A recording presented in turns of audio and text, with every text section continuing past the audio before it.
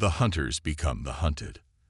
The great spiral arms of the Milky Way had long been dominated by a single uncontested power, the Noctary Dominion. A species evolved from nocturnal hunters on a harsh world of perpetual twilight, had spread across 1,000 star systems. Their sleek obsidian ships, resembling predatory fish with jagged fins, struck terror across the galaxy. Evolution had crafted them perfectly. Six-limbed with retractable bone blade appendages, infrared vision that cut through darkness, and regenerative abilities that made them nearly immortal by human standards. Admiral Tharvex stood on the command deck of the Apex Sovereign, his flagship and pride of the Dominion fleet. His iridescent black exoskeleton caught the starlight as he examined the holographic projection of their newest discovery, a blue-green world in an unremarkable solar system. Curious, he whispered, mandibles clicking softly.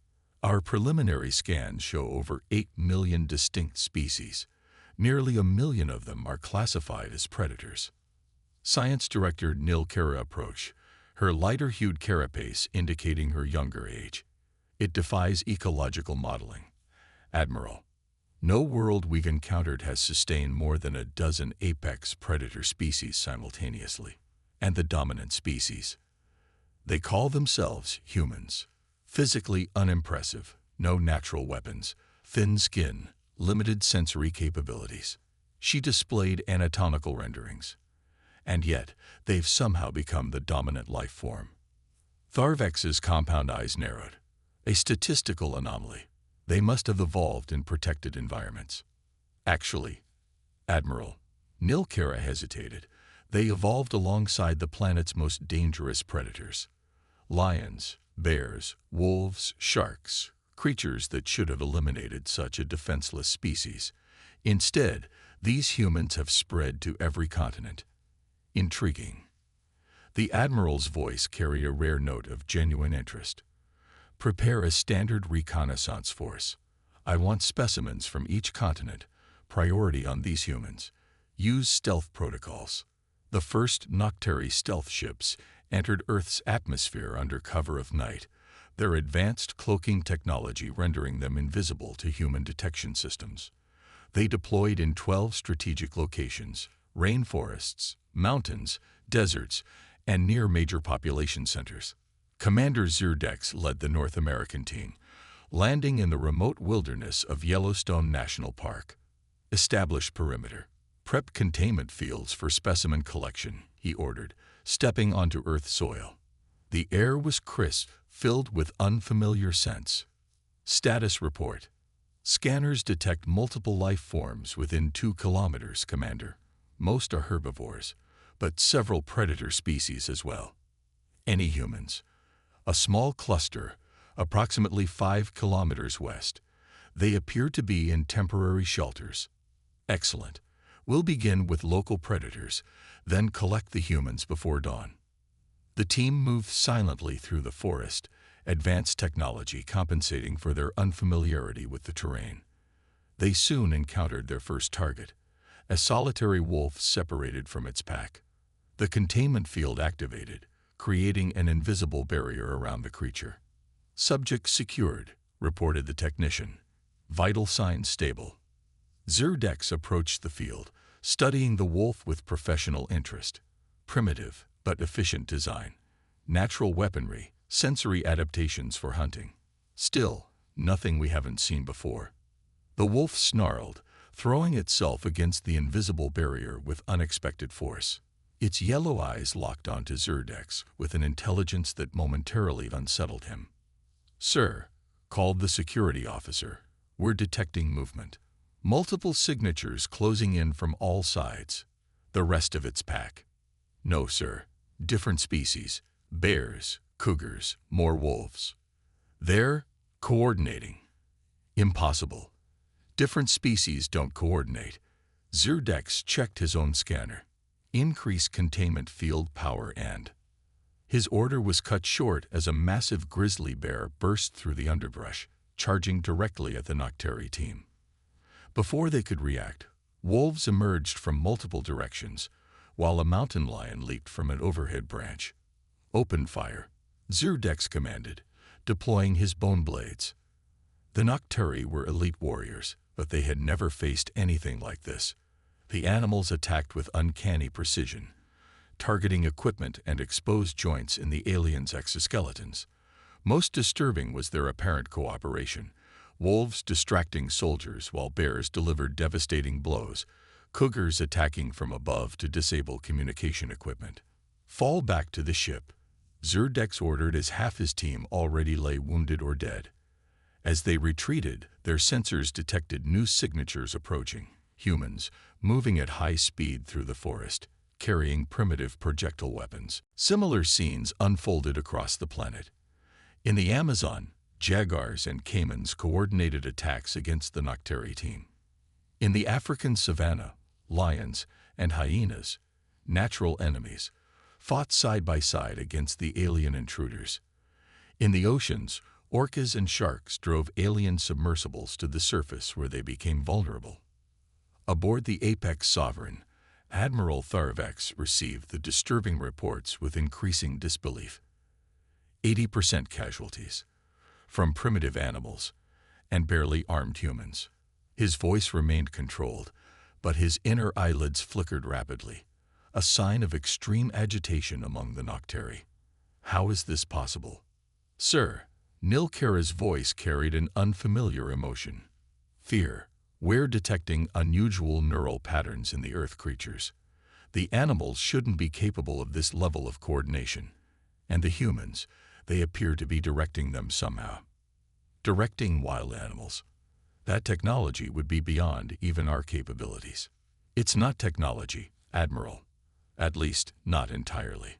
The humans have elevated certain neurotransmitters and electromagnetic field emissions that resonate with the local fauna's neural patterns. They've developed a quasi-symbiotic relationship with Earth's predator species." Tharvex absorbed this information silently. In 3 centuries of military service, he had never encountered a species that could command others through biological means. "Recall all surviving teams. We need to reassess." On Earth, Dr. Eleanor Chen watched the alien ship depart on the advanced monitoring system she helped develop after first detecting anomalous signals 3 months earlier. "They're retreating," she confirmed, turning to General Marcus Hayes. "All teams reporting success." Hayes nodded, his weathered face showing both relief and concern. "They'll be back. This was just reconnaissance. Then we'll be ready." Eleanor removed the neural interface crown from her head, wincing slightly. "The connection with the wildlife is getting stronger. The bears in Yellowstone responded almost instantly to my guidance. And the side effects." She hesitated, increasing. "Heightened aggression, predatory instincts bleeding through. Nothing I can't handle." "For now," Hayes said grimly. "What about the captured technology?" Engineering team is already reverse engineering their communications and weapons systems. The biological samples are fascinating. These Nocturi evolved as perfect predators, but they've lost something essential along the way." "What's that?" "Fear," Eleanor said simply. "They don't understand it anymore. They've been apex predators for so long they've forgotten what it means to be hunted. Humans never had that luxury. We've always been both predator and prey." 6 months later, the Nocturi returned. Not with a reconnaissance force, but with a full invasion fleet. 500 warships entered the solar system, deploying in attack formation around Earth. Admiral Tharvex had spent those months studying everything they'd learned about humans and their unexpectedly dangerous homeworld. He had adapted strategies, developed new weapons specifically designed to target the unusual neural connections between humans and Earth's wildlife. "Begin the attack," he ordered. "Deployment pattern Sigma 9. Target their major population centers first, then ecological reserves." The Nocturi ships descended toward Earth, expecting the primitive defensive systems they had detected during their reconnaissance. Instead, they encountered something entirely different. Orbital platforms, clearly constructed from salvaged Nocturi technology, opened fire with weapons that targeted specific frequencies in the Nocturi ships' hulls. From the planet's surface, unprecedented energy signatures erupted as strange hybrid craft rose to meet them, vehicles that combined human technology with biological components from Earth's most resilient species. And most shocking of all were the defenders themselves, humans neurologically linked not just with Earth animals now, but with engineered combat organisms that combined features from multiple species. They moved with impossible speed and coordination, their minds operating in perfect sync with their biological partners.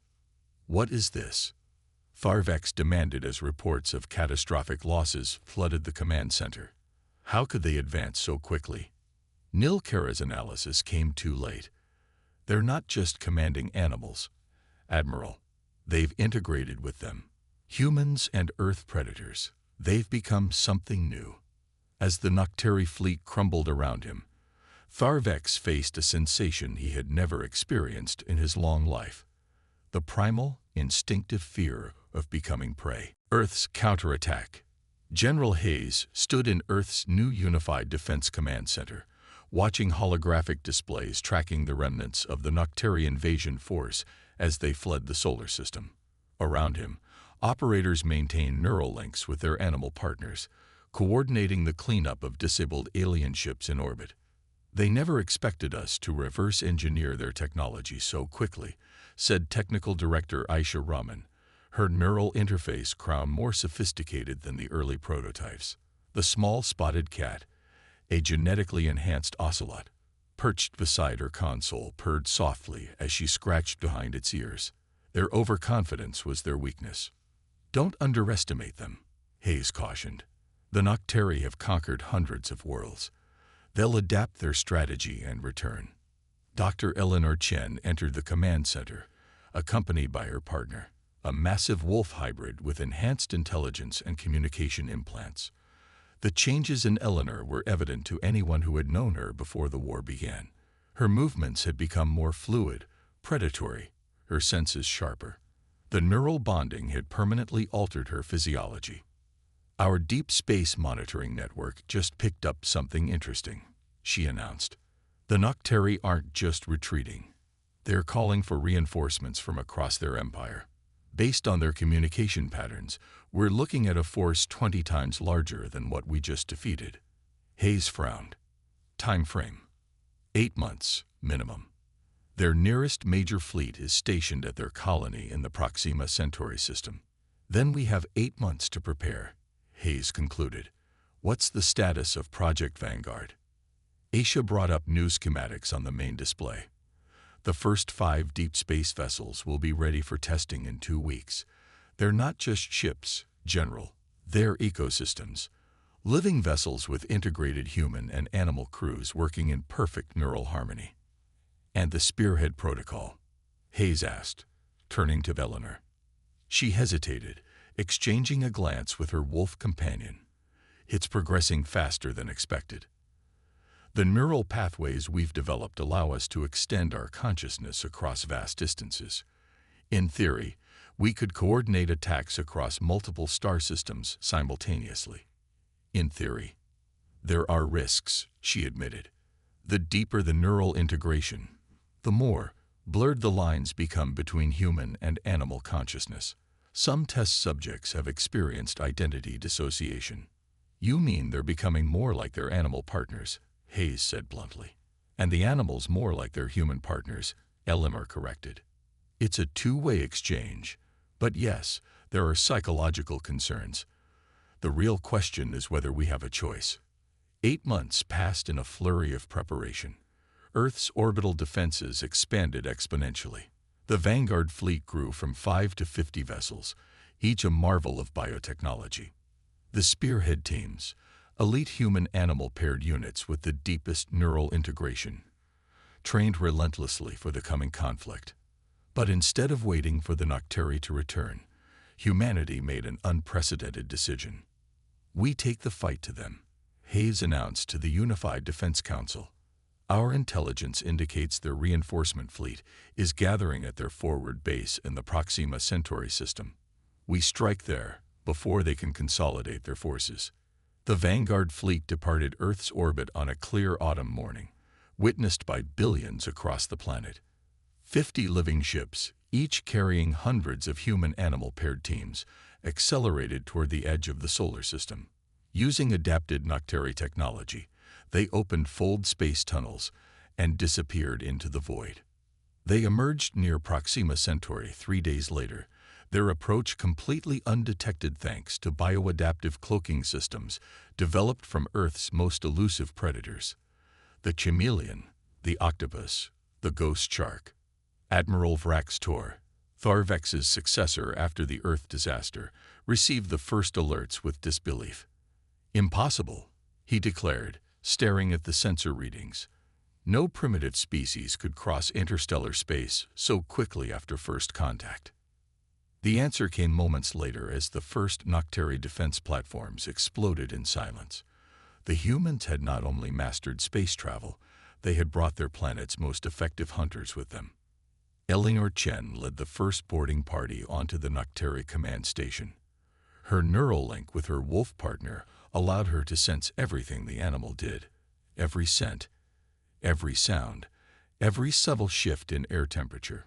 Behind them came specialized assault teams, soldiers paired with enhanced bears for raw power, scouts linked with falcon hybrids for reconnaissance, tech specialists with octopus partners for multitasking complexity. "They're retreating to the central command hub," Eleanor reported, feeling rather than seeing the Nocteri movements through her partner's heightened senses. "They're afraid." The Nocteri, for their part, fought with the desperation of predators finding themselves suddenly cast as prey. Their natural weapons and advanced technology had always ensured victory. Now they faced enemies who combined the strategic thinking of humans with the raw hunting instincts of Earth's apex predators. Admiral Vrax Tor made his final stand in the command center, surrounded by his elite guard. When the doors finally breached, he was confronted not by human soldiers, but by a pack of wolves led by Eleanor's partner. "How?" he demanded as Eleanor entered behind them. "How did your species master neural integration when even we could not?" Eleanor studied the alien admiral, recognizing the familiar posture of a cornered predator. "You evolved as perfect hunters and never needed to change. Humans evolved as both predator and prey. We understand both sides of the equation." As the Proxima Centauri base fell, similar scenes played out across the Nocteri Empire. The Vanguard fleet split into smaller attack groups, striking key military installations with surgical precision. The spearhead teams, functioning as a single coordinated consciousness across vast distances, ensured that each attack supported the others. 3 weeks after the offensive began, the unthinkable happened.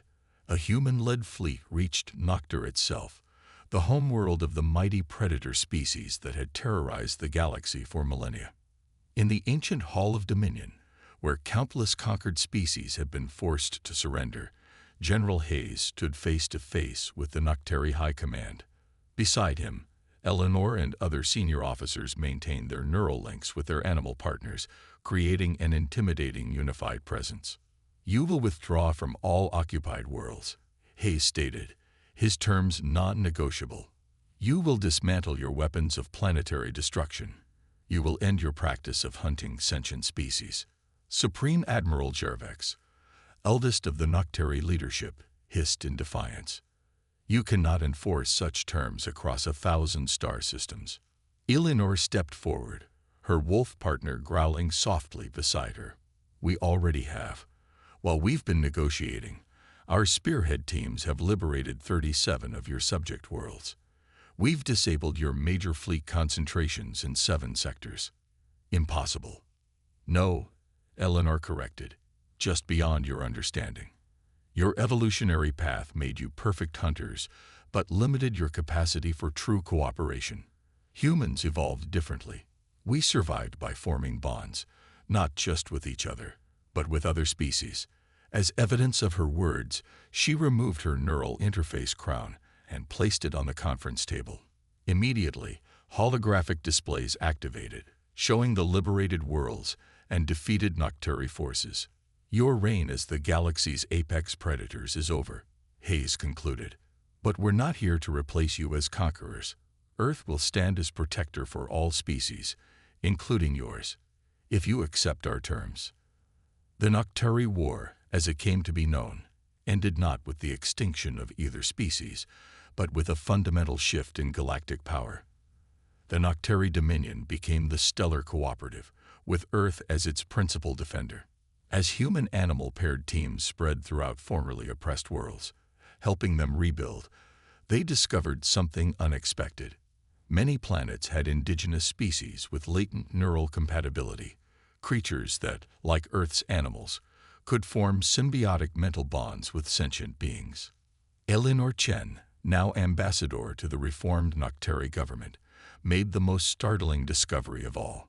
Deep in the ancient archives of Noctur, she found evidence that the Nocturi had once visited Earth, hundreds of thousands of years in the past. Their presence had triggered evolutionary adaptations in both humans and Earth's animals, creating the unique neural compatibility that had ultimately led to the Nocturi's defeat. They created their own downfall, she told Hayes during a secure transmission. By hunting on primitive Earth, they forced our ancestors to develop the very neural pathways that eventually allowed us to defeat them. Hayes smiled at the irony. The hunters created better hunters. No, Eleanor corrected, her wolf partner nuzzling her hand. They created partners, and that made all the difference. Across the galaxy, a new era had begun, one where cooperation proved more powerful than predation, and where Earth's unique evolutionary heritage became its greatest gift to the stars.